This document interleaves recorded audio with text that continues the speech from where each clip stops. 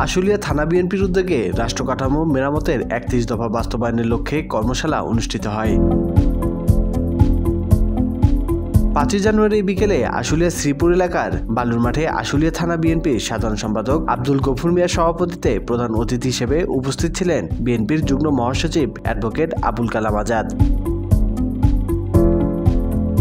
বিশেষ অতিথি হিসেবে উপস্থিত ছিলেন সাভারের সাবেক সংসদ সদস্য ডাক্তার দেওয়ান মোহাম্মদ সালাউদ্দিন বাবু, ঢাকা জেলা বিএনপির সাধারণ সম্পাদক অ্যাডভোকেট নিপুণ রায়, ঢাকা জেলা বিএনপির সিনিয়র সহসভাপতি শাহ মাইনুল হোসেন বিল্টু।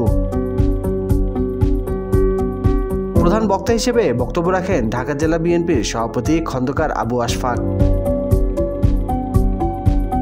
এছাড়াও উপস্থিত ছিলেন বিএনপি ও সহযোগী সংগঠনের বিভিন্ন স্তরের নেতাকর্মী ও সাধারণ জনতা। স্বাধীনতা টিভি বাংলা নিউজ ডেস্ক।